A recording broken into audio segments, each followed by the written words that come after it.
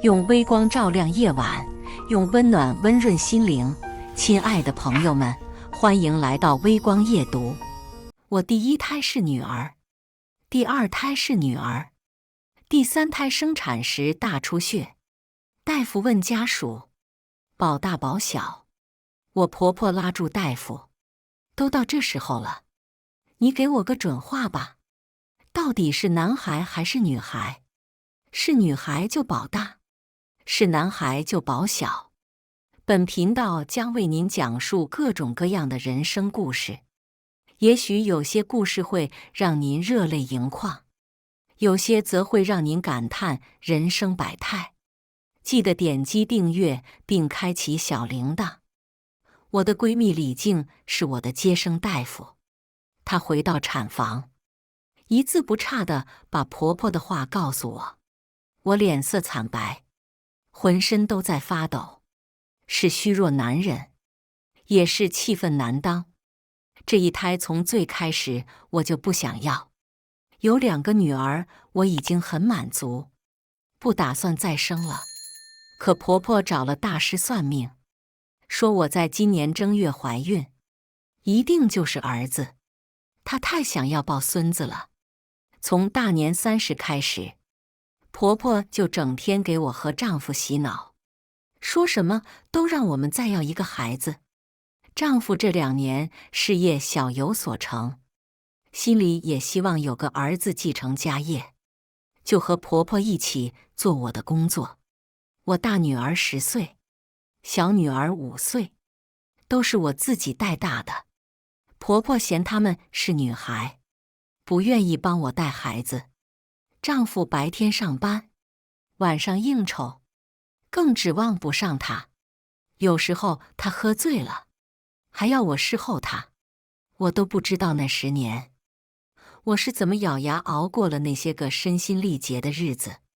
更别说什么产后抑郁、脱发、身材走形。明明我和丈夫一般大，可当我抱着孩子跟他一起去应酬的时候，他却总说我看着像比他大10岁的保姆，带出去太丢人了。现如今好不容易2个孩子都大了，我能有自己的生活了，我真的不想再生了。婆婆听了我的话，一声不吭地跑去家谱前，扑通一下跪倒在地：列祖列宗们啊，我尽力了，咱老杨家要成绝户了呀。婆婆这一闹，我丈夫就急了，指着我吼道：你这些年对这个家一点贡献都没有，吃我的喝我的，让你生孩子你还不愿意，要生就生，不生就离婚。我2个女儿吓得抱着我哭，我就忍下这口气，没有辩驳。婆婆一看我丈夫发火了，又过来做好人：振森，你不能跟小玉离婚，他妈没了，他爸再娶，他连娘家都没有了，离了婚带着2个女儿可怎么过呀？再嫁都不好嫁了。小玉，你就点个头吧，妈跟你保证，只要你生下孩子，我什么都不管了，就负责给你带孩子，让你好好坐月子。你不是说之前月子没做好，落下毛病了吗？月子病就得月子养，才能养好。你也当为了自己的身体。就这样，我又怀上了3胎。我已经35岁，算高龄产妇了。这一胎从怀上我就很不舒服，孕吐严重，身体浮肿，下床都困难。我丈夫的生意却更好了，应酬也更多，整夜的不回家。我婆婆说都是大师算得准，这一胎一定是儿子，还没出生就妄家。为了蹭上这点旺气，说好会好好照顾我的婆婆，开始每天不着家的打麻将。起初她能赢钱，会给我和女儿们买菜买肉吃。后来手气不好，就一整天都不回家，不给我做饭，还总是忘记接我的2个女儿放学。我拖着笨重的身子接了女儿回来，买菜做饭。菜刚上桌，我们还没吃，婆婆回来了，气冲冲地吃了2口饭，还嫌我做的菜淡了，挑光了菜里的肉，吃完就回屋睡觉。我2个女儿看着残羹剩饭，满眼委屈又不敢埋怨，我只好又重新做。做好后，我累得吃不下，2条腿肿得更严重，婆婆也不管，睡得鼾声震天。我2个女儿心疼我，给我按摩，给我打水泡脚。之前丈夫都是把生活费给我，自打婆婆来照顾我，他就把钱给婆婆。可婆婆已经连续1个月没买过菜做过饭，我私房钱都贴补没了，跟她要钱，她就说手气不好，怪我2个女儿整天哭，哭得她不赢钱。我2个女儿吃不上饭，还要看她脸色，不哭才怪了。我打电话跟丈夫说了这件事，让他处理，不然就请保姆照顾我们，让婆婆回去。丈夫也觉得是我肚子里的孩子忘他，所以对我百依百顺，立刻就给我打了钱，也提了让婆婆回去。婆婆不肯，怕我嫌辛苦，偷偷打掉孩子，就再三跟我保证会照顾好我们。打那之后，她确实表现不错，会给我做饭，会陪我去产检。每次产检之后，她都会拉着李静问是男孩还是女孩。医院有规定，李静不会说，她会偷偷暗示我，会心想事成。我婆婆听了这话更高兴，李静趁机就说，不过小玉身体太虚，得好好补补，不然孩子也会跟着体虚。她水肿挺严重的，最好不要下床，要多卧床休息。我婆婆一一应下，后来她就真的不让我下床，每天买好多补品给我吃。接了孩子们之后，就带他们去朋友家写作业，不打扰我休息，一直到孩子们临睡觉前才会回来。我给李静发消息，谢谢你帮我，现在我日子好过多了。李静嘱咐我，好好照顾自己，等生下这个孩子，你会更幸福。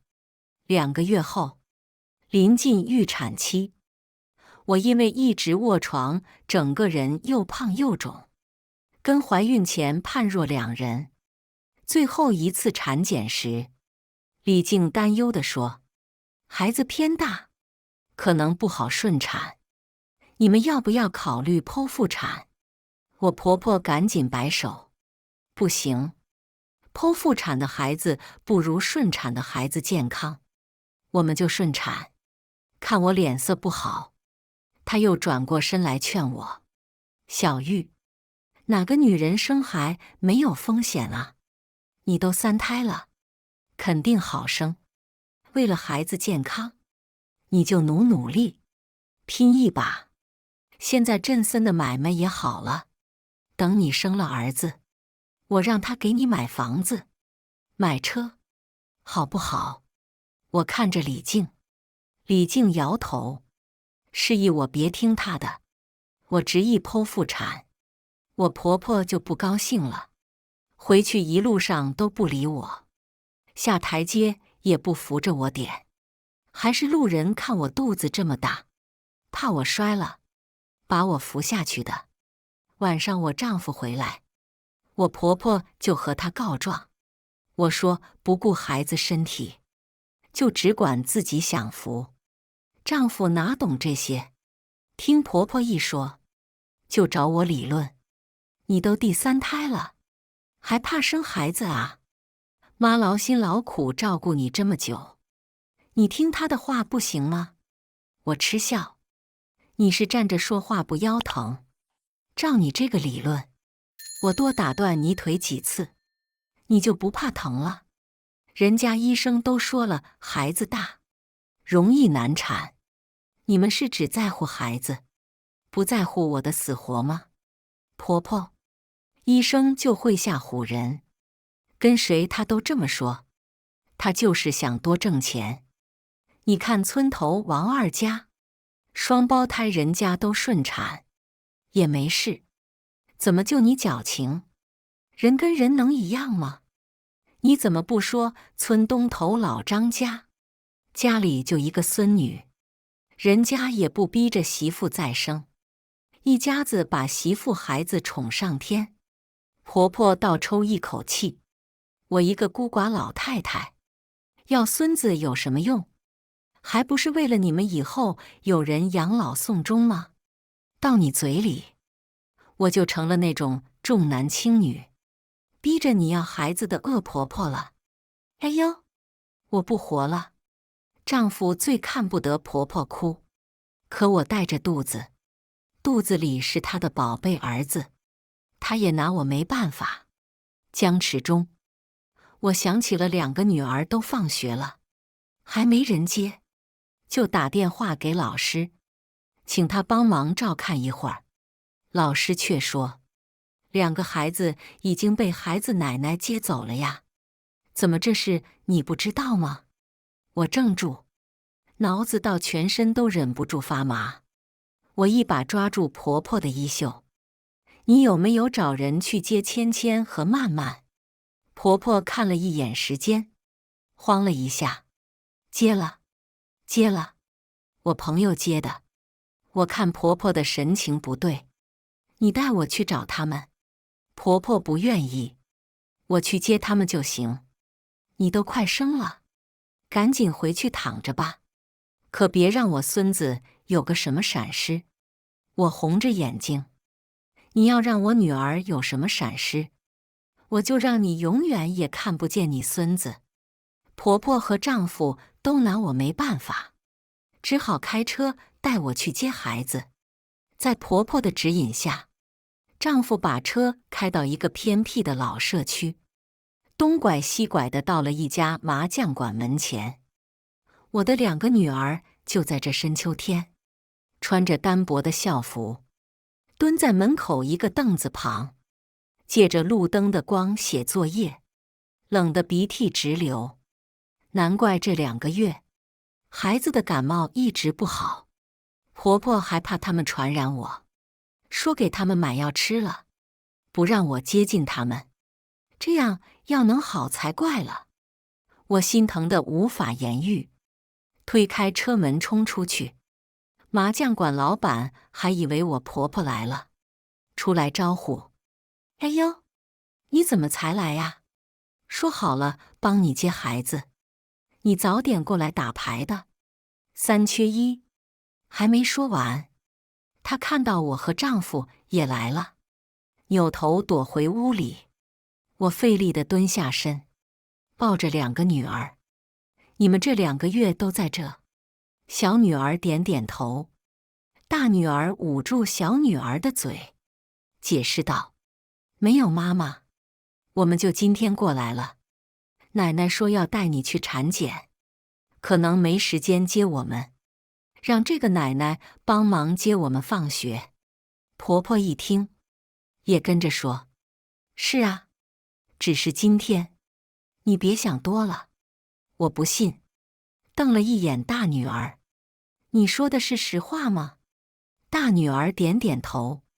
我把小女儿拉到一边：“曼曼，你说，跟妈妈说实话。”曼曼哭着说：“奶奶不让我们跟你说，她说我们是赔钱货，得听话，不听话，等有了弟弟，就不要我们了。”我大女儿也哭起来：“妈妈，我不是故意骗你，你的身体不好，我只是不想让你担心，你别生我气。”妈妈不生气。我把2个女儿紧紧抱住，懊恼不已。我为什么要相信那个老婆子？她从来不喜欢这2个孙女，又怎么会善待她们？婆婆赶紧上前解释：“你们俩胡说啥呢？我是这么说的吗？学舌都不会学呀，笨死了。”小玉，2个孩子没听明白我的意思，我是让他们懂事点，别让你太累。你以后还得照顾弟弟，没空管他们。我没理会婆婆的话，低头问女儿：“吃饭了吗？”2个女儿都摇头。妈带你们去吃饭。我一手牵着一个往社区外走，婆婆跑来拦住我：“小玉，你去哪呀？出去吃不健康，还浪费钱。咱回家吧，我给你们做饭。”我冷漠道：“不需要，我的孩子，我自己会照顾。再不健康，也比没饭吃强。”婆婆陪笑：“你这说的是哪的话？这不也是我杨家的孩子吗？”我控制不住情绪，对她大喊：“你还知道他们姓杨啊？你怎么可以这样对待你的亲孙女？”丈夫也朝我吼道：“丁小玉，你怎么敢这样跟我妈说话？孩子又没事，我妈没有功劳也有苦劳啊！你赶紧道歉！”我不敢置信地看着他：“杨振森，他这么对待你女儿，你连句话都没有吗？只会指责我，我有什么错？”丈夫理直气壮：“她是我妈，也是你妈，你跟你妈这样说话呀？”我不屑一顾：“我妈已经死了，她要是活着，不会让人这样欺负她的孩子和她的外孙女。”杨振森，我要跟你离婚。婆婆一听，拽着我不放我走：“你什么意思？你肚子里是我杨家的男丁，你想带去哪呀？”振森，你快来拦住他！你快！妈妈！婆婆拉着肩撞到了我的肚子，在2个女儿的惊呼声中，我疼得晕了过去。医院产房内，我命悬一线，婆婆和丈夫不肯签字让我剖腹产，坚持顺产，完全不顾我的死活。产房外，我婆婆大庭广众打我2个女儿，丈夫在旁边冷眼旁观，路人阻拦，他就说女儿因为我怀了弟弟，就撞了我，让我难产了。这样的不孝女，打死了活该。2个女儿抱在一起，还口就被打得更狠，也不敢还口，只能哭。哭声传进产房，我心疼得无法呼吸，大骂那个老东西禽兽不如。终于，我还是挺了过来，孩子也平安无事。当我虚弱地看着李静，问他是男孩还是女孩时，李静平静地告诉我，是女孩。我笑了，太好了。李静也笑了，确实太好了。出产房前，我给我爸打了电话，确定他们来了以后，我才让李静推着我和孩子出产房。我婆婆在外面满心欢喜等孙子，我丈夫听2个女儿哭听烦了，就给他们一人买了一个棒棒糖。2个女儿也不想吃，脸肿着，哭得眼泪鼻涕的，抽泣都不敢太大声。周围其他人还对他们指指点点，说他们小小年纪就嫉恨亲妈。我爸看着2个孩子被打成这样，有些于心不忍，一手一个牵着，护在身边。我其实很虚弱，强撑着嘱咐：“爸，芊芊和曼曼先由你照顾一段时间。”我爸点点头：“你先养好身体，别的不用管，我给你找了月嫂。”我婆婆现在眼里只有孙子，敷衍着客套2句，就不管孙女了。月嫂上前要抱孩子，她还不愿意，让我先抱抱我的宝贝大孙子。哎呦，好孙儿，奶奶想死你了！你那两个恶毒的姐姐呀，就嫉妒你，才撞了你妈。说着，她还扭头跟我爸说：“亲家，这俩孩子都让你闺女惯坏了，才做出这种恶毒的事。你可得带回去好好教教，不教好了别送回来，免得再伤到了我宝贝孙子。”我爸蹙起眉：“你什么意思？你有孙子了，两个孙女就扔给我余家了？”婆婆一脸不满：“亲家，你这话说的不对啊！要不是你闺女惯孩子，他们小小年纪能做出极恨亲妈的事吗？这是我孙子福大命大，要不然我老杨家就绝后了。小玉得给我孙子喂奶，他不能劳心费神，可不就得你这个做老爷的管吗？”周围的人们又跟着说起女儿的不是，两个孩子委屈兮兮的都抬不起头。我面无表情地看着婆婆，尽管虚弱，也要大声说道：“我是生孩子去了，不是傻了。明明是你为了要孙子，把我两个女儿丢在麻将馆，不管不顾。我跟你理论的时候，你就撞了我。大夫让我剖腹产，你们俩就是不签字。我难产的时候，你们还说是男孩就保小，是女孩就保大。你只想要孙子，完全不顾我和你两个孙女的死活。你才是真的恶毒。”围观的人们一阵唏嘘，原来是恶人贼喊捉贼，还把罪名推给两个不懂事的孩子。人们开始对婆婆指指点点，有脾气大的直接骂她不是人。我爸也气坏了：“你们怎么可以这样对我女儿？你们以为我死了，没人给她撑腰了是吗？”婆婆还理直气壮：“谁不想要孙子？要那两个赔钱货有什么用？你要是头一胎就给我生孙子，我用得着想孙子想得这么辛苦吗？难产还不是因为你没本事生孩子，就想剖宫产，对我孙子不健康，还多花钱。天底下哪有女人生不了孩子的？这不是生下来了吗？你不也没死吗？”我丈夫也跟着指责我：“你怎么可以这样诋毁我妈？你带着肚子的时候都是我妈照顾你，她没有功劳也有苦劳啊！你赶紧跟她道歉。”我冷笑道：“她是照顾我吗？她是为了她宝贝孙子。我是没死，老天不收我。她跟我说了，不会让你们如愿。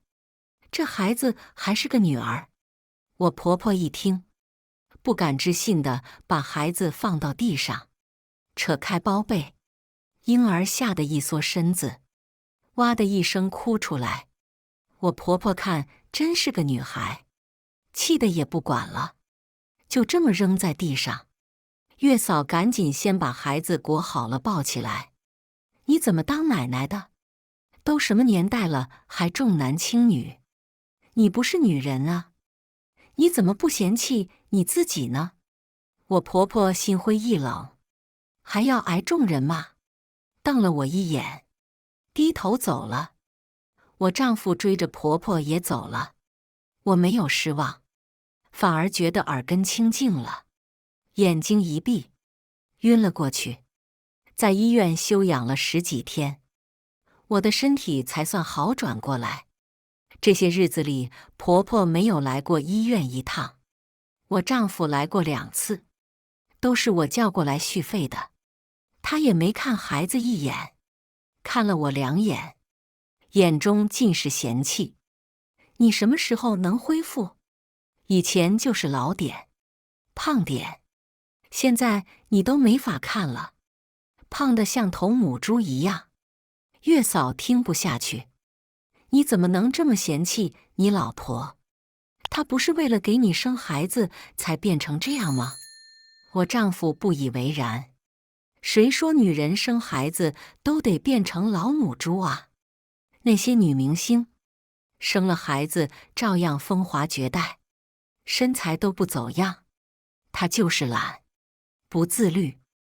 我躺在病床上淡定地刷手机。对，我不自律，我不如女明星。你交了钱就走吧，去找女明星吧。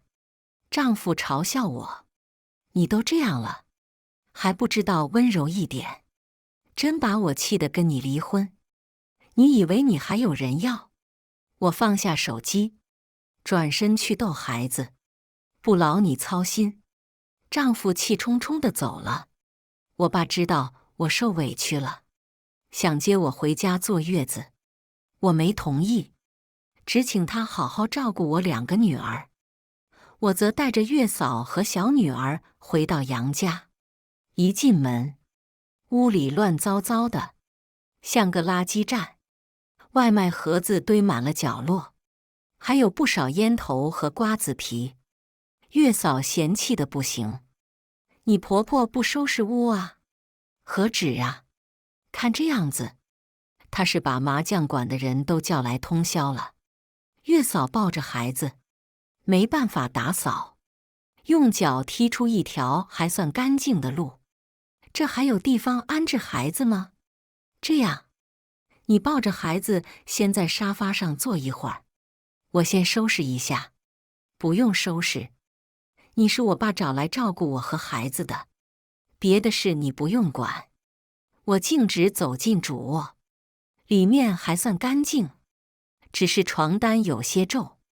月嫂刚要把孩子放到床上，我盯着床单下隆起的一小块，喝止她：“先等等。”我掀开床单，发现一条红色性感内衣。月嫂面露尴尬。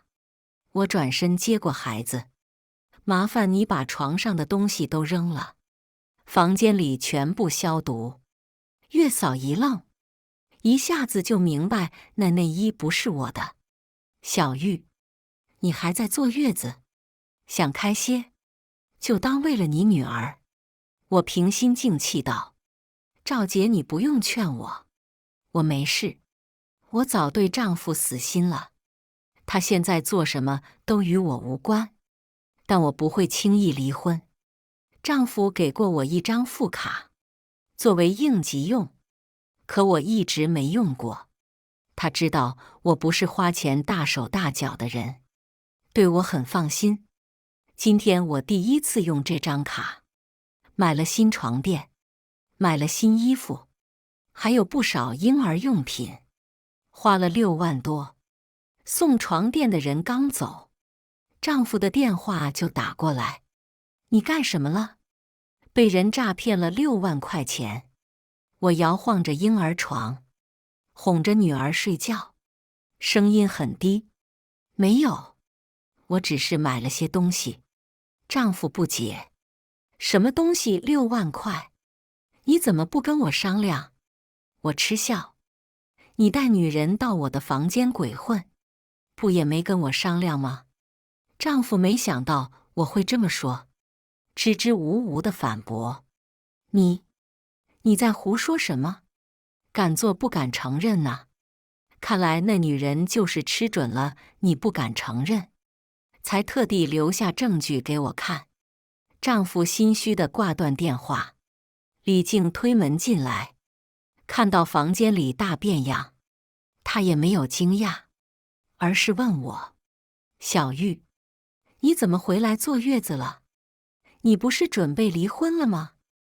我在这个家隐忍了11年，就这么走了，我不甘心。”李静脸色凝重：“你想做什么？”我低头看着孩子：“你别担心，我不会跟他们拼命的。我还有3个女儿需要我照顾呢。”李静劝我：“那就别闹了，早点离婚，早点去过安稳日子。”我笑笑：“放心，我会的。”李静点点头。我给你买了点补品，记得要吃啊。你的身体需要长期进补，少活动。刚说完，他手机一响，他低头解锁，还没看消息，宝宝就醒了。我起身使腿抽筋，他赶紧放下手机帮我抱孩子，还埋怨说：“让你吃补品你不吃，身体可是你自己的，宝宝，你妈妈呀就是不听话。”我嗔了他一眼，回头瞥见他的手机停留在聊天页面，好友昵称是杨先生，内容是：你在我家放了什么东西？被小玉发现了。我脸上的笑容僵住，脑子里轰的一下，乱成一团。我看向我最好的朋友，他站在窗边，抱着我的小女儿哄睡，回头朝我微笑。我回以一笑，冰冷的手伸向他的手机，按了待机键。晚上，我失眠了，回想我从怀上3胎到如今的种种，李静都做了什么？是她说我们会心想事成，误导我婆婆。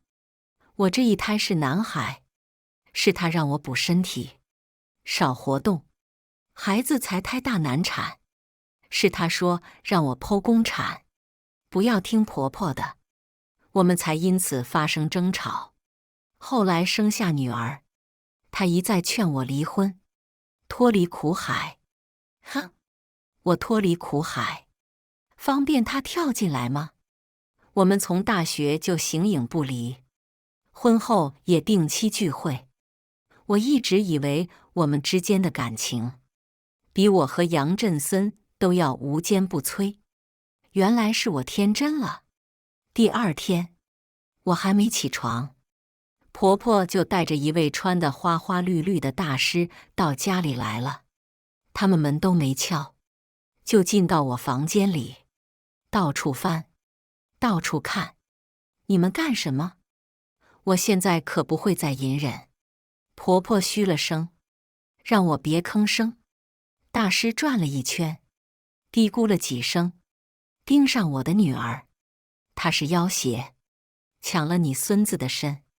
我婆婆一跺脚，我就知道，明明是孙子，怎么变成赔钱货了？原来是要挟作祟。那怎么办呢？大师能不能救回我孙子啊？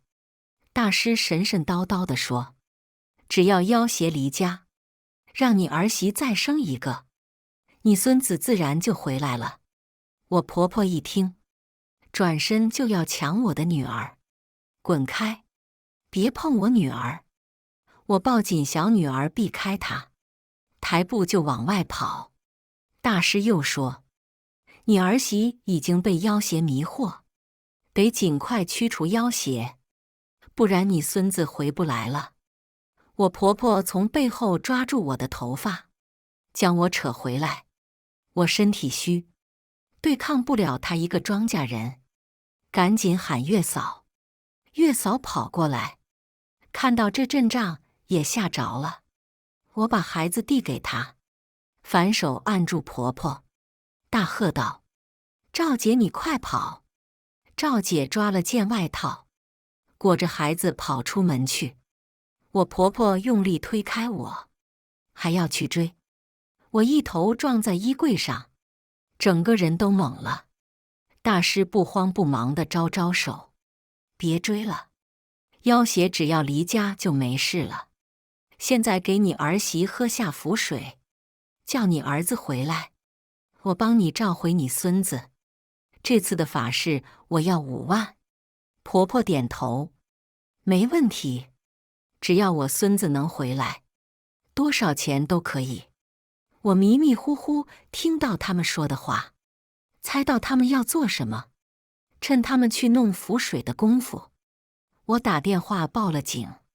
等他们回来，我也不反抗，假装受伤虚弱，被婆婆灌了水，然后就被她扔到床上。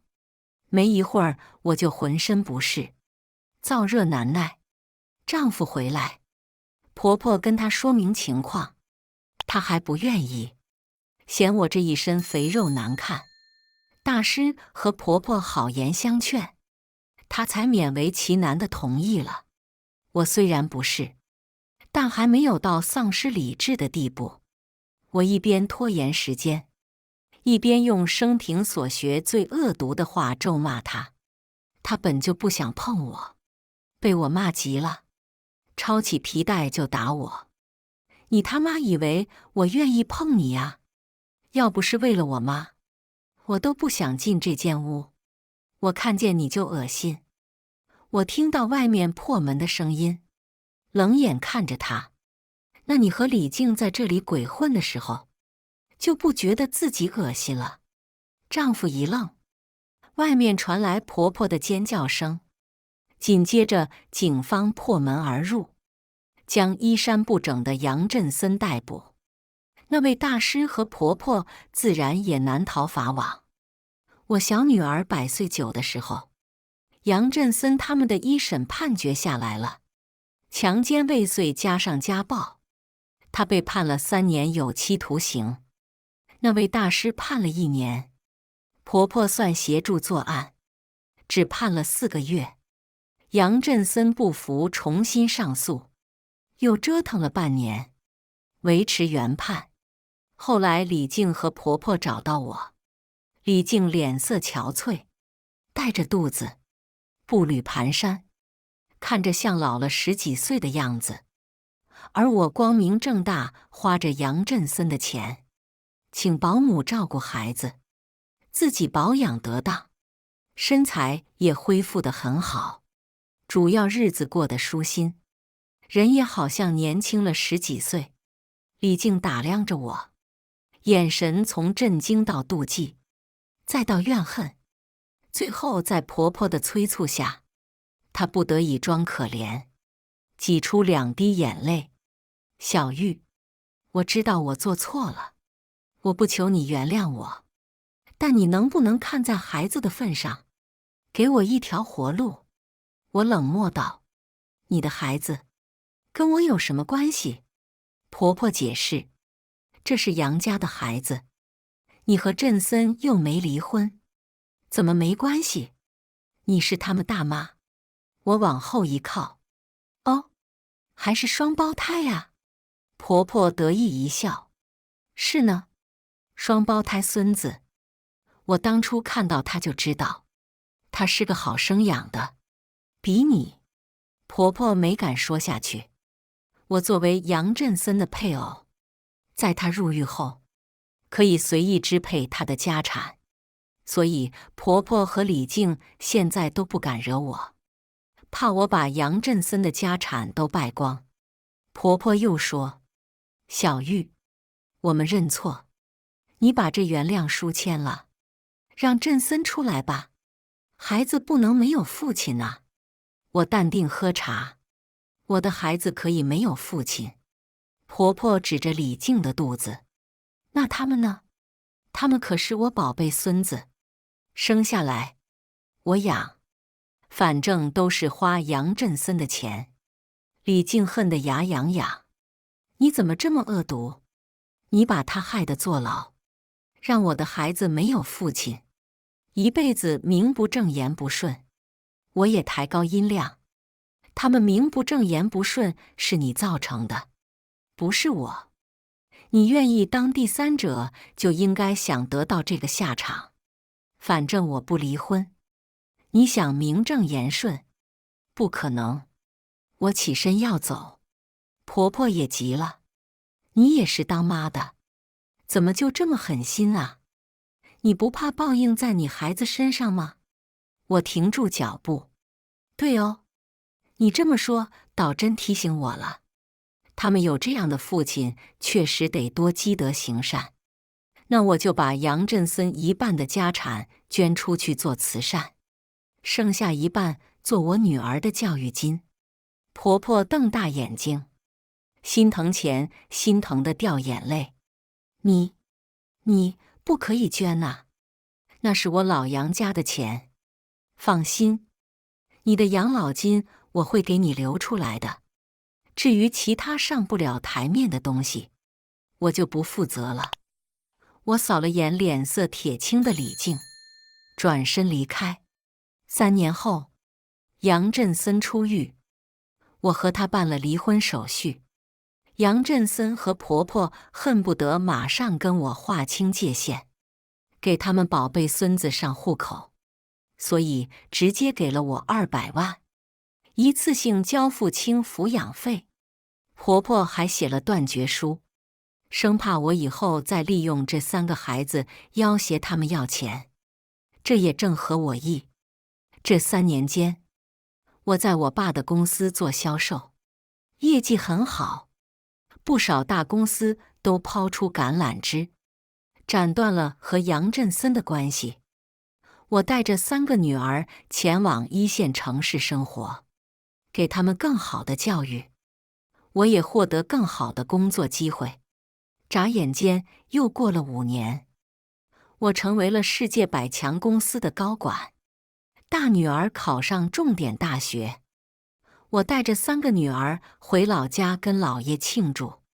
从饭店出来，我们等代驾的时候，看到路边一个胖胖的，看着7、8岁大的小男孩，指着摆地摊的老妇人说：“你给我钱啊！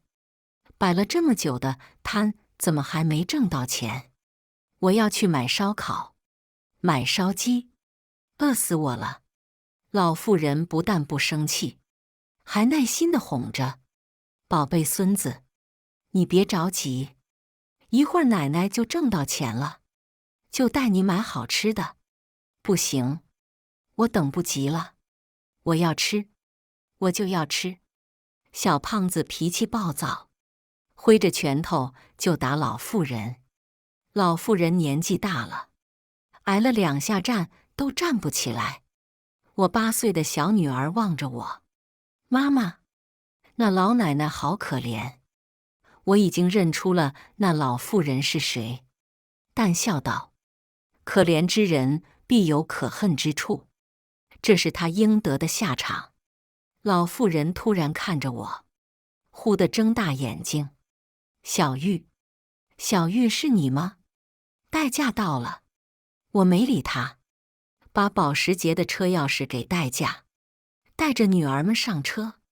婆婆追上来：“小玉，我是你妈，你不能不管我，我是他们的奶奶呀。”酒店老板一看，急忙带着保安来阻止他纠缠我：“臭要饭的，你闪一边去吧，瞎攀什么亲戚？”保安一脚踹开了老妇人。酒店老板陪笑：“于总，不好意思，让您一家受惊了，下次再来，我给您开瓶好酒赔罪。”“您客气了。”车开后，老妇人还在后面追了几步，最后累趴下了就不追了。我大女儿沉默不语，2女儿神色凝重，小女儿一脸懵懂：“妈妈，那是什么人？”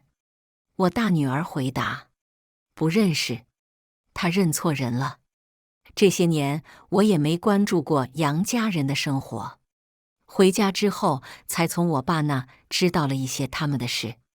当年在我离开之后，李静那对双胞胎被婆婆惯得无法无天。5岁的时候，那个小胖子就把弟弟推进湖里淹死了。果然恶毒的人，养出来的孩子也一样恶毒。杨家也没敢声张，就说失足淹死了，潦草的葬了，剩下一根独苗。他们不但不严加管教，更宠得无法无天。杨振森打那之后就走背运，生意大不如从前，很快就破产了。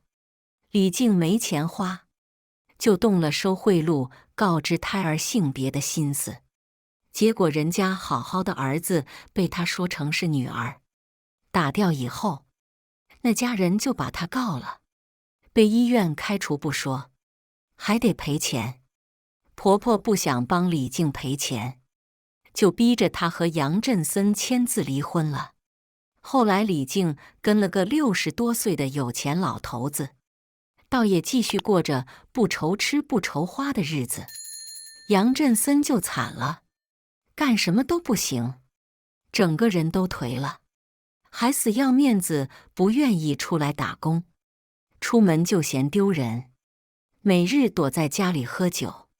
我爸感慨，一家3口全靠老太太做手工摆摊支撑，老太太也一身病，还没钱看病，想是也支撑不了多久了。我轻笑，爸，你不用可怜他们，他们至少如愿得到了孙子了，这都是他们自己的选择。故事完。接下来是我们本期第2个故事。我躺在床上，正在玩手机，突然收到闺蜜的消息，说1年前和我离婚，出轨的前夫陆成，前几天出车祸死了。看到这条消息之后，我先是一愣，随手发出了一连串的哈哈大笑的表情包，然后关上了手机。和发出来的表情包不同，我眼圈微微有些红。虽然当初在心里暗戳戳地诅咒过他，不过我并没想过真的会有这么一天。明明时间过去了这么久，当初所有爱恨都已消散得差不多了，可依旧感觉心口沉甸甸的，有些难受，又有些茫然。他怎么突然间就死了呢？我曾经从没想过自己有一天会和陆成离婚。大学时期，他追了我4年，他不过是我众多追求者中不太起眼的一个。可在大4那年，我爸妈意外车祸过世，我也因此住院的时候，他衣不解带地照顾我，陪我度过了人生中最黑暗的那段时光。陆成曾对我说：“陈然，我会照顾你一辈子。”还告诉我：“陈然，不用害怕，以后你还有我。”也许是感动，也许是真的喜欢上了。毕业后，我就和陆成结婚了。当时我闺蜜林夕得知这件事的时候，指着我的脑袋说我这是一朵鲜花插在牛粪上。结婚前2年，他一直对我很好，在我俩一起打拼之下，如今他事业有成，日子也过得有滋有味起来。可是第3年的时候，我很明显察觉到他态度变了，不光是脾气大了，甚至看我的时候脸色冷淡疏离，下班回家以后倒头就睡，就连话也不愿意跟我多说。如果不是他身上并没有什么特别的情况，我还以为他出轨了。起初我怀疑自己是不是哪里做得不好，让他厌烦了。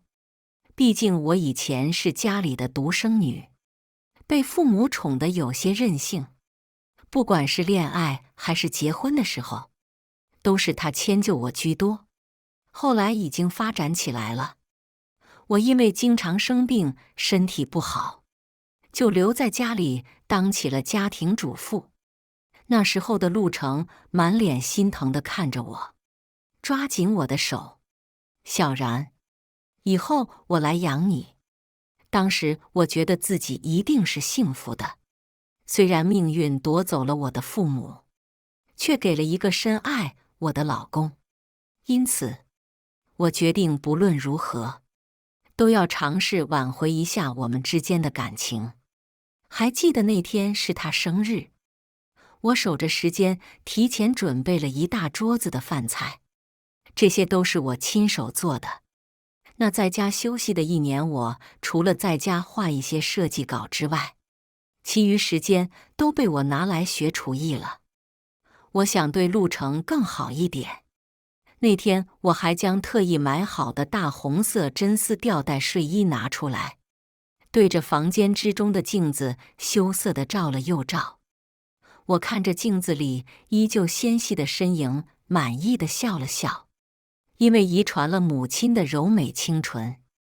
大学时候，别人都说我长了一张初恋脸，只是我额头上有着一道疤痕，那是车祸之后留下来的，用了不少方法也没有完全去除掉。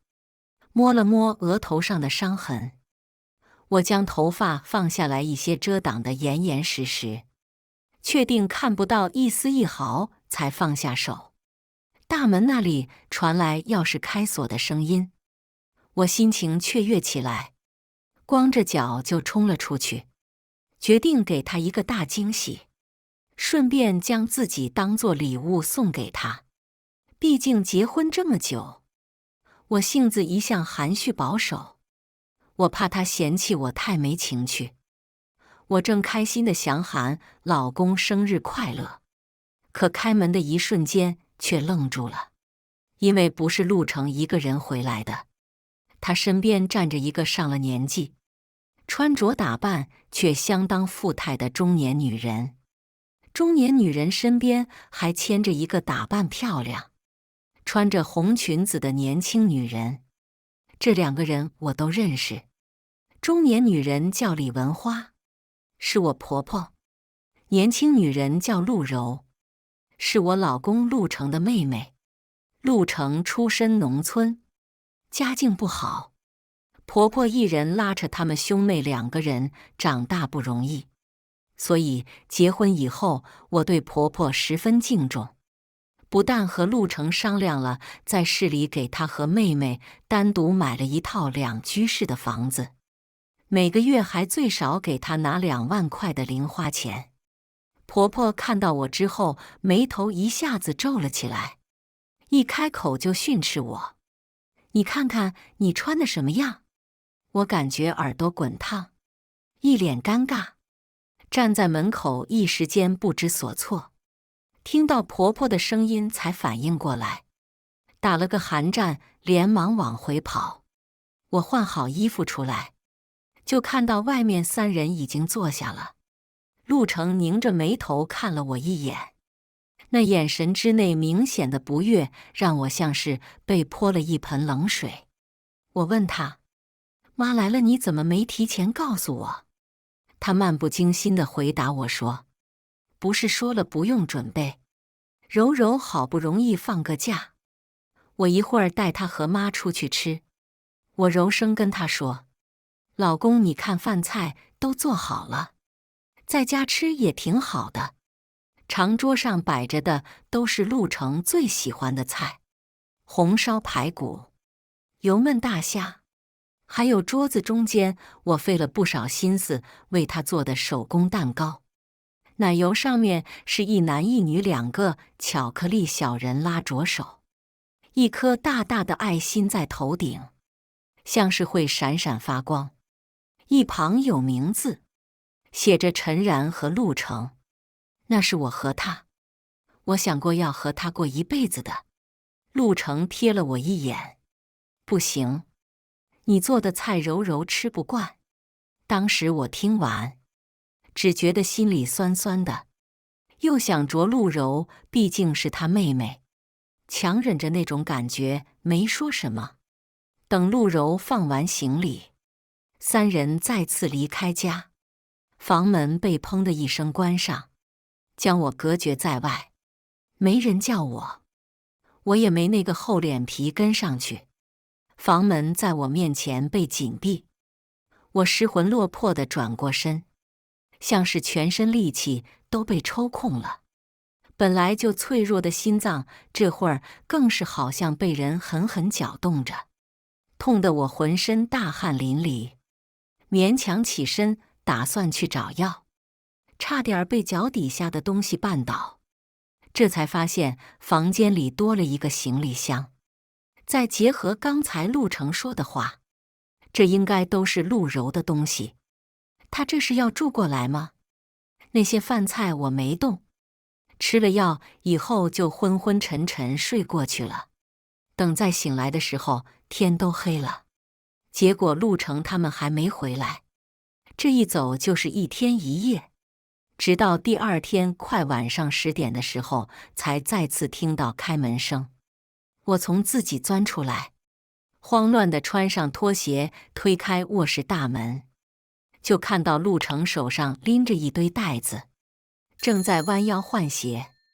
旁边已经换了一身衣服的陆柔顺着他的动作，双手抱着他的脖子，在他唇上亲了一口。哥，你真好。那一刻看到这一幕的我，感觉自己像是进入了一个冰窟窿，浑身冷得忍不住发颤，手臂上冒出了一层鸡皮疙瘩。我瞪大了眼睛，一眨不眨地看着陆程和陆柔，嗓子发出来的声音有些干哑难听。你们？陆柔显然看到我了，却并没有放开手，甚至还带着些故意挑衅的意味，在陆程的侧脸上又亲了一口。陆程顿时皱眉，动作很轻地将他推开了一些，语气略带训斥和宠溺。柔柔，别闹。他帮着陆柔将东西送到客房，这才走到我面前对我说：我妈这几天和一些老朋友去旅游，把她一个人留家里不放心，就将柔柔托付给我几天。你在家里反正也没事做，替我好好照顾照顾她。她完全不在意刚才发生的事，好像陆柔那样亲她，那样撒娇是再正常不过的事。我感觉自己的脑子乱糟糟的，拼命告诉自己，刚才那一幕也许就是兄妹之间寻常的互动而已。可是，普通的兄妹之间有那么亲密吗？我不知道，只是心里像是堵着一块大石头，咽不下去，吐不出来，难受得要命。我觉得此时我的脸色一定很难看，因为我觉得自己脸颊的肌肉都僵硬着，不听使唤，尽量让自己不要多想。我小声问：老公，你晚上吃饭了吗？我给你做点粥吧。在刚结婚时，这些话都是陆程对我说过的。那时候公司刚刚起步，我和他忙得昏天暗地，每天的事情多得数不清，总是忘了吃东西。每当熬夜到筋疲力尽的时候，陆程都会将亲手给我熬的粥摆在我面前，让我感觉心里暖暖的，驱散了一切疲劳。陆程难得地想了想，他态度平淡：我就不喝了。柔柔晚上吃的少，你给她熬碗粥吧。我听到这话，脸上的笑更僵了，刚想说什么，陆程却已经转身进了浴室。没一会儿就传来哗哗的水声。我也不是没脾气的，心里又难过又委屈，怎么可能还会给陆柔熬粥？回到卧室里，看着镜子里脸色苍白的自己，只觉得心口都紧缩起来，痛得要命，将自己整个人蒙在被子里，眼泪不经意从眼眶里流出来。我想放声大哭，可又怕被家里的外人看了笑话。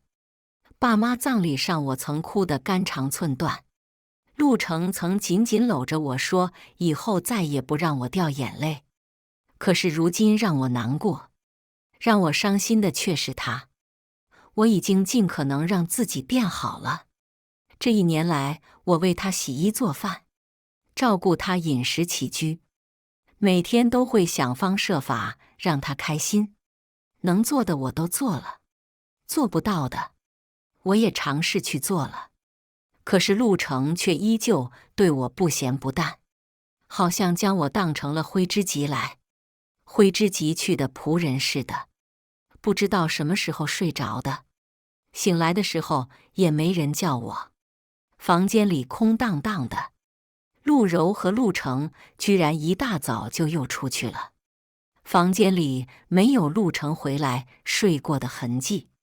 就连客厅的沙发上也没有。推开陆柔的房门，此时我心里有些发毛，大脑像是有只苍蝇一直在耳边嗡嗡叫着。客房里也是一张双人床，床上被褥有些凌乱，居然并排摆放着2个枕头，枕头上都有压出来的褶皱。我只觉得腿一软，直接坐在了地上，大脑空白一片，好半天都没能从地上爬起来。怎么可能呢？绝对不可能的。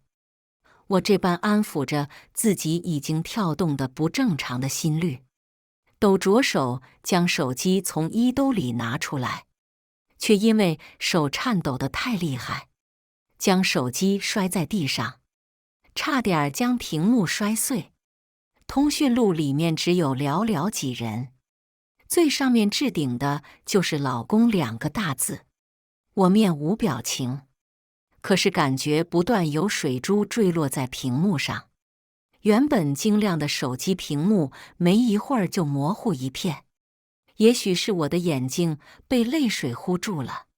父母过世以后，我也没什么亲人。以前大学的那些朋友，绝大多数也断了联系。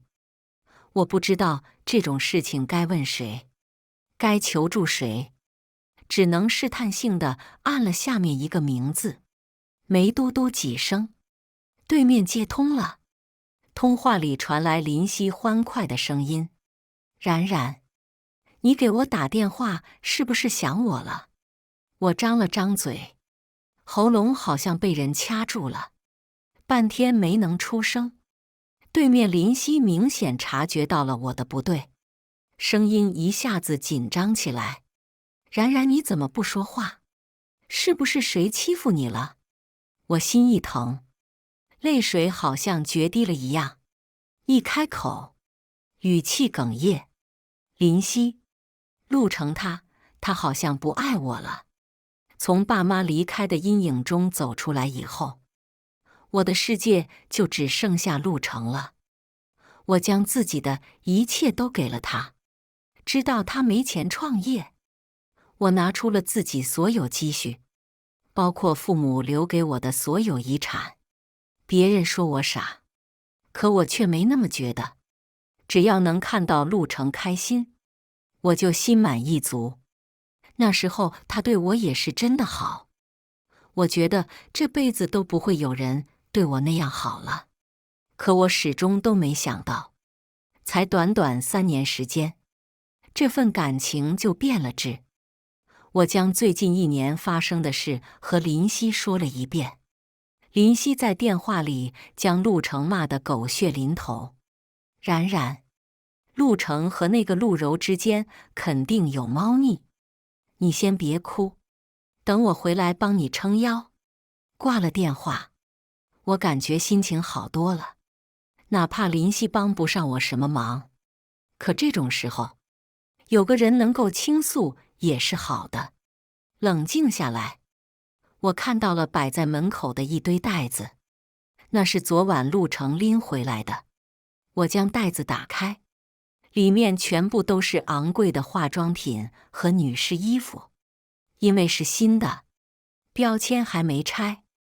我看到其中一条裙子的标价是2万多。我家里虽然条件不错，可我念大学以后就自力更生，不喜欢管父母伸手要钱，所以很少买特别贵的东西。这条裙子十分眼熟，曾经我和她在商场里见过，我觉得好看就多看了2眼。然而那时候公司情况还不稳定，投进去的钱也没有回来。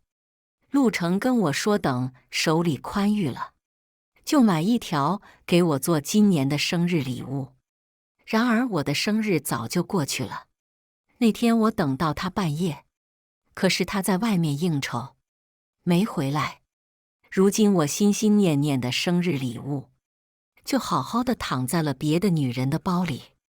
即便这个人是陆程的妹妹，我心里也气得要命。我拿着那些袋子原路返回，将东西全退了，卡里凭空多了10几万，我心里才稍微舒服了一些。然后又去逛了一圈，给自己买了个一堆东西。至于陆程和陆柔回来知道这件事会不会生气，我已经不在乎了。这钱有一半都是属于我的，我不乐意，他凭什么给别人花？我隐忍了整整1年，付出了全部心血，却只换来了别人的冷眼相待。林夕一通电话，将我说得清醒了。我正难得地躺在美容院消费，手机突然响了起来。我点开一看，是林夕，里面传来林夕相当急切的声音：“冉冉，你在哪儿？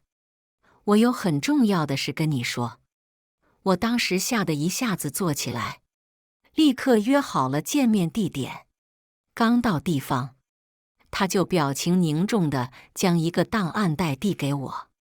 我好奇地接过档案袋，同时心里有了一种不太妙的预感，心脏跳得越来越快，好像都快从我口中飞出来了一样。里面只有薄薄的2张纸，是 DNA 鉴定证书。看到最下角的结果时，我立马感觉一阵头晕目眩。陆程和陆柔居然不是有着血缘关系的亲兄妹，额头上的冷汗顷刻间就冒了出来。我呼吸急促，耳边是心脏剧烈跳动的声音，周围一切嘈杂都在我身边消失了。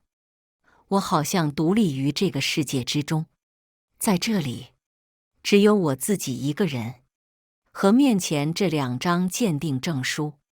心脏疼得已经麻木，好像已经什么都感觉不到了。好半天，我才听到耳边传来林夕喊我的声音：“冉冉，你没事吧？你别吓我呀，冉冉。”我竭尽全力克制住心情，用最大的力气牵动嘴角，不想让他担心。我没事。手中的鉴定证书被我刚刚不小心撕扯坏了一块，其余地方也都是褶皱，可见我刚才用了多大力气捏住它。我没事的。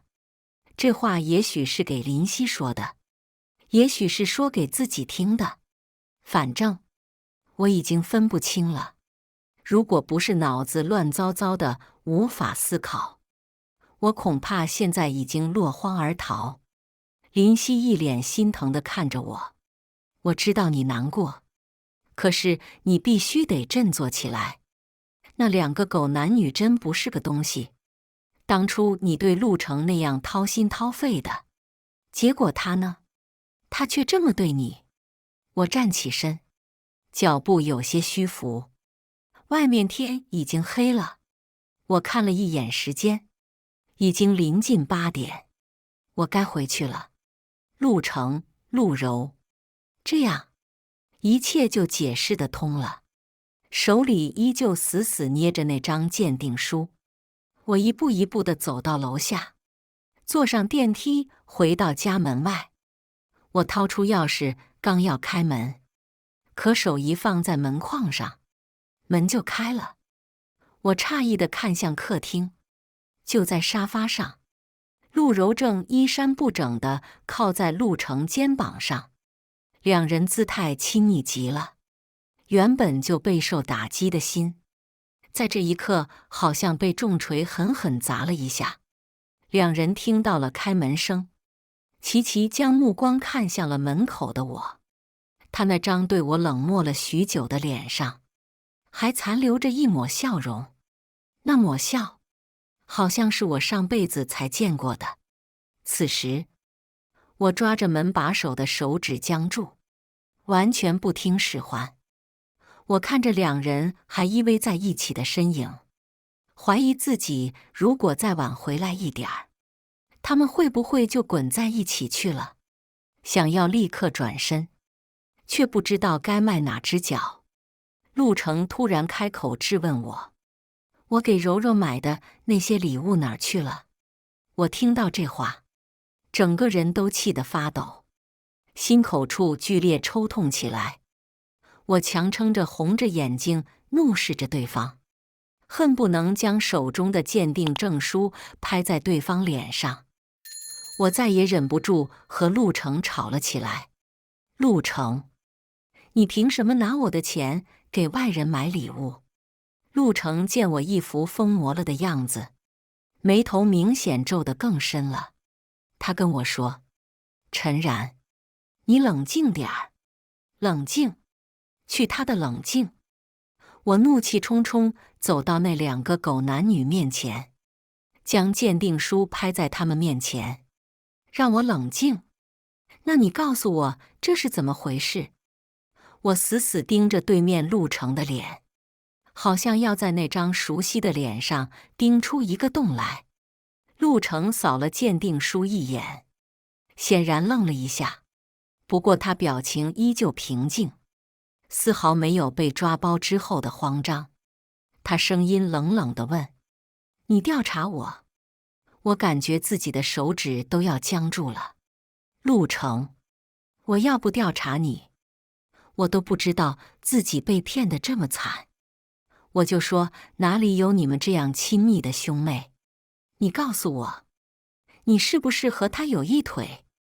我当时真的是气疯了，什么话都禁不住地往外冒。一旁的陆柔好像被吓到了，脸色苍白地扯了扯陆程的袖子：“哥，你看看嫂子她。”陆程只平静地对我说了一句话：“陈然，我们离婚吧。”当时我只感觉自己整个人都像是从身体活生生抽出来了一样，心脏剧烈的疼痛让我眼前发黑。等我反应过来的时候，只感觉手掌心一阵刺痛。陆程的脸上被我打出来一个泛红的五指印，而一旁的陆柔立刻红了眼睛，小心翼翼地伸出手去碰他的脸：“哥，你没事吧？”我听到陆柔还在喊陆程哥，只觉得胃里更恶心了，耳朵里只能听到自己沙哑的声音：“陆程，你说你要和我离婚？”陆程站起身，片刻之后就从房间里拿出一份文件，最上方是标黑的大字：“离婚协议。”他淡淡开口跟我说：“签吧。”我腿一软，直接坐在沙发上，这才恍若回到现实。陆程是真的要和我离婚。结婚3年，我付出所有心血维持的婚姻，将整颗心都恨不得掏出来送给他，然后在那一刻，被踩得鲜血淋漓，破碎不堪。那天晚上，我浑浑噩噩的，很多细节都记不清了，只隐约想起来。等一切趋于平静的时候，房间里面乱糟糟的，很多东西都被我砸了。那2个人也走了。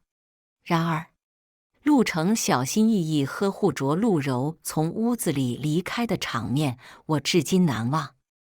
我一个人待在满是破碎的房间里，坐在地上发呆，手被杯子碎片划破了，鲜血淋漓都没有发现。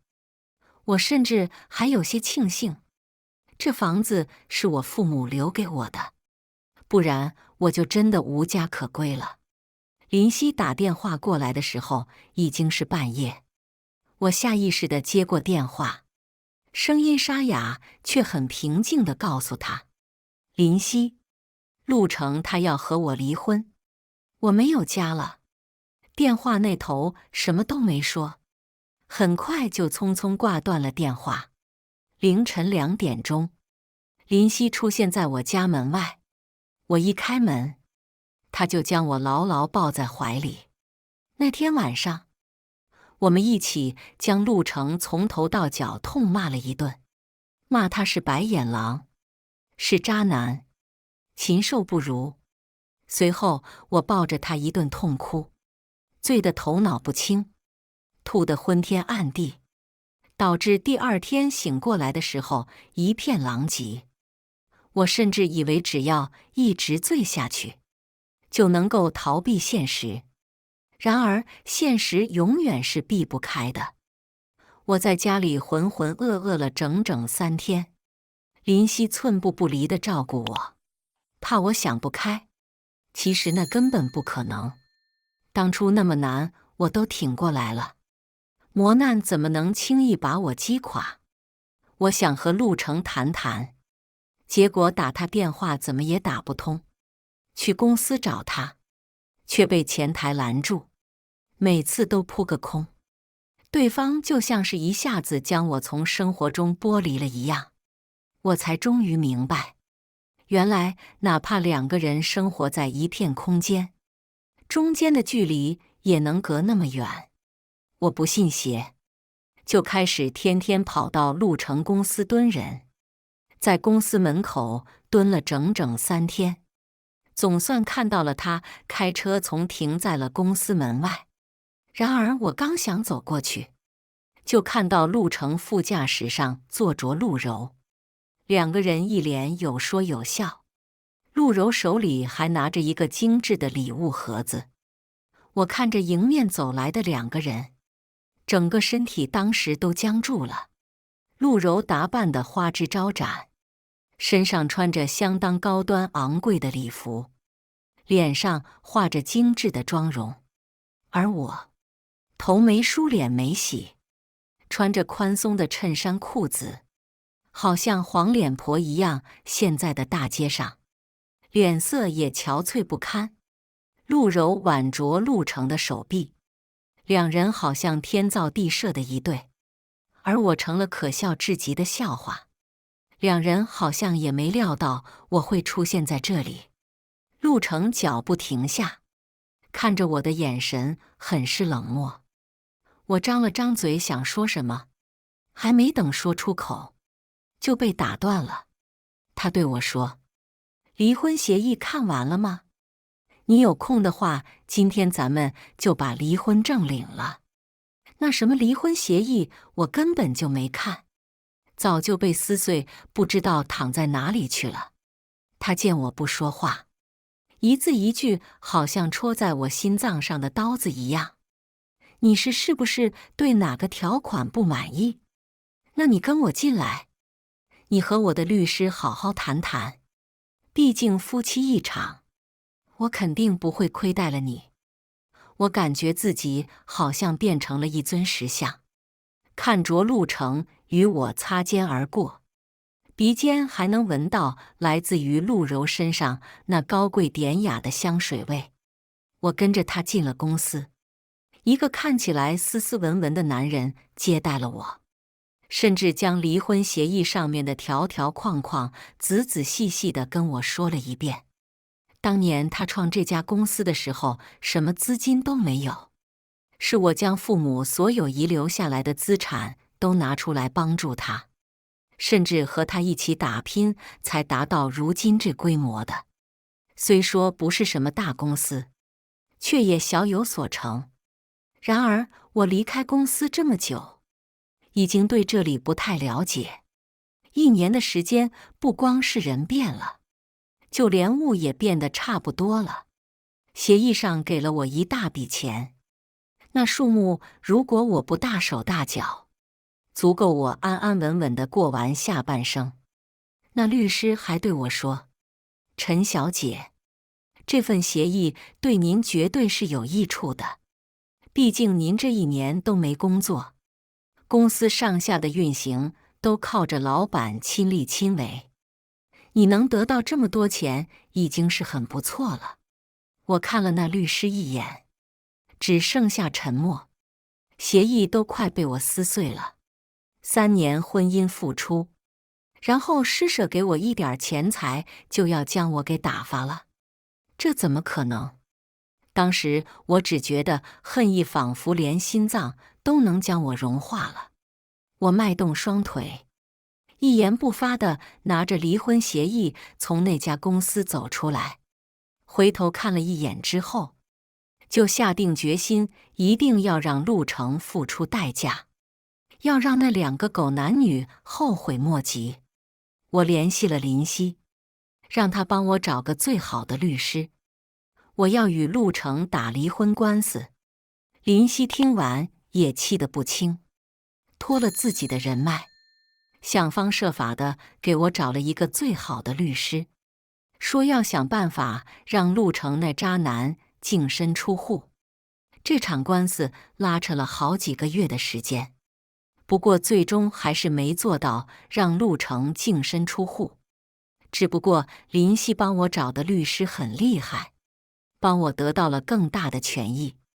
陆程原本蒸蒸日上的公司也一下子就陷入困境。那场官司我赢了。当我和陆程拿到离婚证的时候，我还觉得有些恍惚。当时我看了他一眼，他脸上并没有什么表情，也没有因为输了官司，损失了更多钱财而生气，甚至还有松了口气的表情，好像是终于将我彻底摆脱了一样。我那时只感觉浑身血液上涌，恨不能跑去再次质问他一遍，到底有没有良心。然而我还没下定决心的时候，就看到陆柔穿着一件红色的小裙子，2个人高高兴兴地并肩走了。我好像被抽空了所有力气，只是呆呆地看着2人的背影，缓不过神，甚至觉得自己这辈子都好像活成了一个笑话。开始那段时间，陆程的身影天天出现在我梦里，我们过往的一幕幕在我脑海中反反复复，最后变成了一场噩梦。我差点从中走不出来，身体急速暴瘦，整个人病得更厉害了。我还去墓地里当着我父母的面哭了一场，甚至晕了过去。那天要不是林夕没联系上我，猜到我会来墓园，恐怕我就冻死在墓地上了。好在自那天以后，我彻底想开了，有钱有颜，又是单身富婆，在闺蜜的陪伴下，我慢慢从那场失败的感情中走了出来。只不过她后来给我介绍的一些人，我不知为什么一个都没看上。本来日子已经清静下来，陆程也再也没有联系过我，我与他之间成了彻底的过客。结果就突然间就听到他的死讯了，强忍着将那种酸涩的感觉压下去。我再次打开手机翻看了一遍，可是陆程的电话已经被我拉黑了，也不知道自己怎么想的，鬼使神差就将手指移动到那个熟悉的能够刻进脑子里的号码上，将他刚从黑名单移出来，手指一哆嗦，结果一不小心就拨了出去。我吓了一跳，手忙脚乱想要挂断，电话却突然接通了。我心里咯噔了一下，听到了对面传来一道带着一点抽噎的声音，是陆柔。她声音带着哭腔：“嫂子，你能来看看哥吗？”我愣住了，完全没想到陆柔会用这种语气跟我说话。我沉默了许久许久，仿佛过了1个世纪，才道：“我俩已经离婚了，没有半点关系了。你节哀顺变，都这种时候，我也没必要再说什么了。毕竟人死也如灯灭，以前的那些是是非非根本不重要了。”我刚要挂电话，陆柔却突然嚎啕大哭起来：“嫂子，你别挂电话，我有话想对你说，明天就火化了，你过来看个一眼吧。”我回她：“你和陆程才是一家人，我去干什么？”我咬着牙，尽量不暴露任何情绪。和陆程在一起整整7年多的时间，这个人在我心上已经狠狠地划了一刀。不是一天两天就能完全割舍的。陆柔声音哽咽，嗓子也很沙哑。她也同样沉默了许久，才继续说道：“嫂子，你知道我哥是怎么死的吗？”我不明白他为什么这么问我，回答道：“不是说出了车祸吗？”陆柔悠悠地开了口：“他出车祸那天是你生日，他说想最后看看你。”我心里骤然一跳，只觉得脑海像是被锤子重重砸了一下。我急忙问他：“我和他都离婚了，他还来看我做什么？你别告诉我，你哥死了还和我有关？”我眼睛此时已经红了，有水雾在眼眶打转。我嘴硬地说着，将一切情绪摒除在外。陆柔在电话里说：“我哥他活着的时候不让我告诉你真相，可我心疼我哥。当年你躺在床上，他辛辛苦苦照顾你那么久，可他一个人躺在医院里大半年，只能自己一个人被病痛折磨。他死那天，他出门的时候，早上才刚做完化疗，他们跟我说，是他自己失去意识才撞在了桥上，导致了车祸。”我瞪大眼睛，彻底怔住了。什么生病？他什么时候生病了？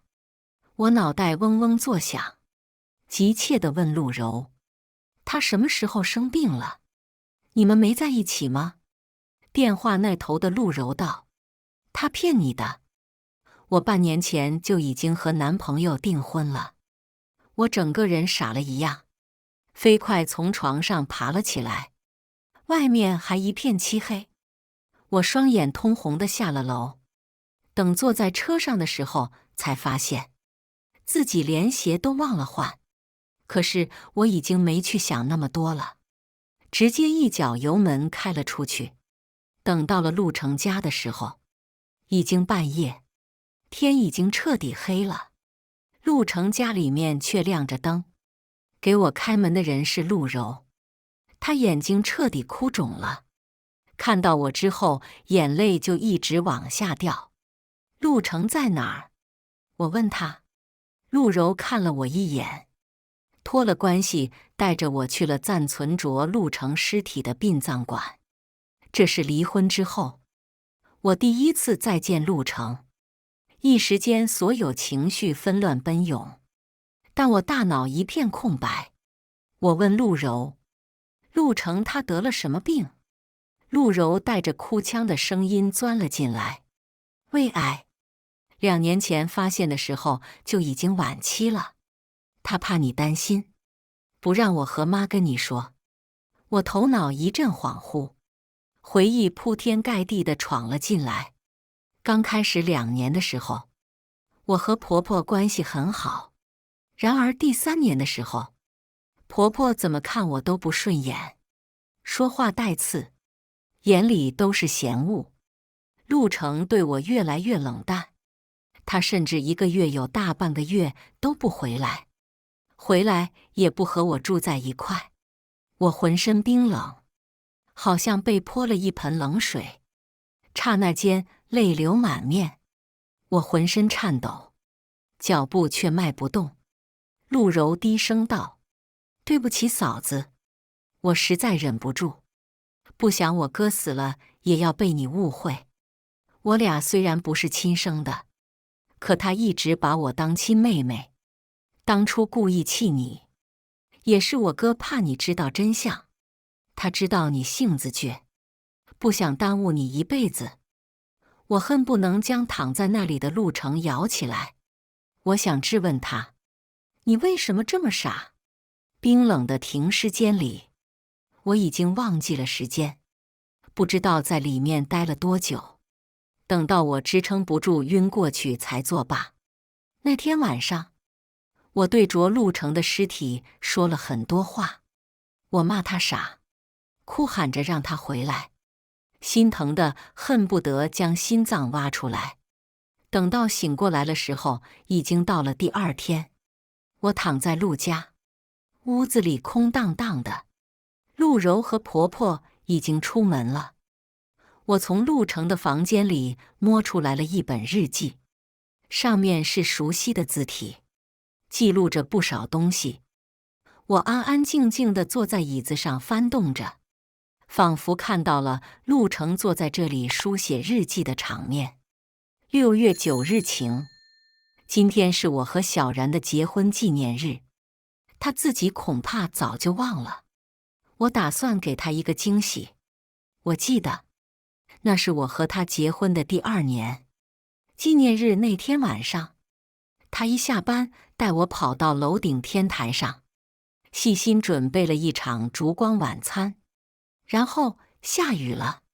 11月10日阴。昨天晚上陪客户喝了不少酒，突然呕血，去医院做了检查，医生说我可能得了胃癌，让我做好心理准备。这怎么可能呢？我还年轻，还要陪小然一辈子，一定是骗我的。11月13日晴，结果出来了，眼泪一大颗一大颗落下，将手里的纸张染红。日记从这里开始一片空白，直到我又翻了好几页，才又看到字迹。10月15日晴，我看到小然偷偷哭了，我有些心疼，可我不敢回家，不敢和他说实话，故意睡在公司里，胃疼得有些睡不着。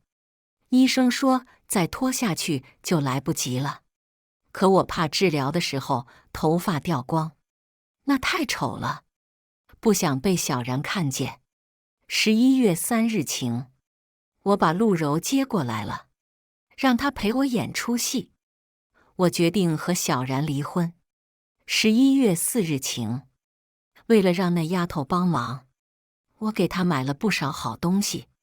在路过一家服装店的时候，我看到了一件衣服，忽然想起了当初小然很喜欢它，我想把它买回家，送给她。她开始怀疑了。计划顺利。5月20日晴，我离婚了。我疯狂翻找起后面的字迹，可是戛然而止，再也没有了。陆成这个人，再也没有了。心脏像是被人用刀子狠狠割下来一块，眼泪好像要流干了。也许我这辈子再也找不到像是这个男人这般爱我的人了。几天后，我将婆婆接到了家里，而陆成的骨灰葬在了我父母的坟墓旁边。我站在父母的墓碑前，将前因后果又仔细地讲了一遍。我说：爸妈，女儿找到了和你们一样爱我的人，很幸福。感谢大家的观看。本期影片大家觉得是第1个故事精彩，还是第2个故事精彩呢？欢迎大家在下方评论区讨论。如果你喜欢这类故事，记得点击订阅微光夜读，并分享给更多的人，这会对我帮助很大。再次感谢大家的观看。